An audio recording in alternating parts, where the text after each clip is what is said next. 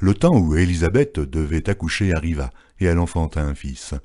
Ses voisins et ses parents apprirent que le Seigneur avait fait éclater envers elle sa miséricorde, et ils se réjouirent avec elle.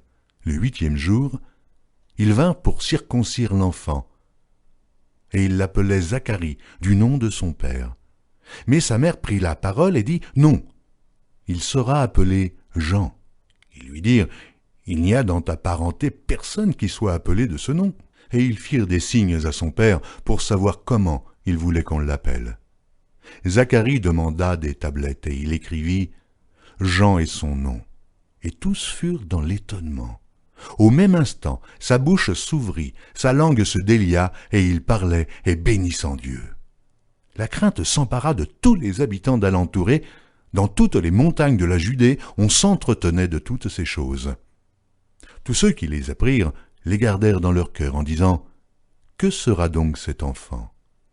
Et la main du Seigneur était avec lui. Zacharie, son père, fut rempli du Saint-Esprit, et il prophétisa en ces mots.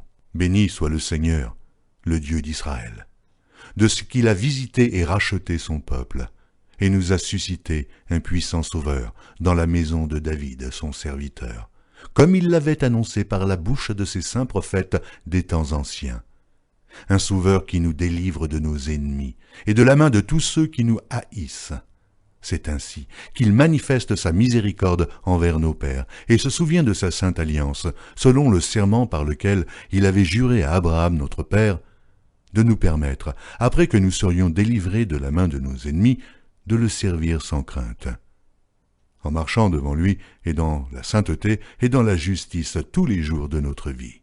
Et toi, petit enfant, tu seras appelé prophète du Très-Haut, car tu marcheras devant la face du Seigneur pour préparer ses voies, afin de donner à son peuple la reconnaissance du salut par le pardon des péchés, grâce aux entrailles de la miséricorde de notre Dieu, en vertu de laquelle le soleil levant nous a visités d'en haut, pour éclairer ceux qui sont assis dans les ténèbres et dans l'ombre de la mort, pour diriger nos pas dans le chemin de la paix.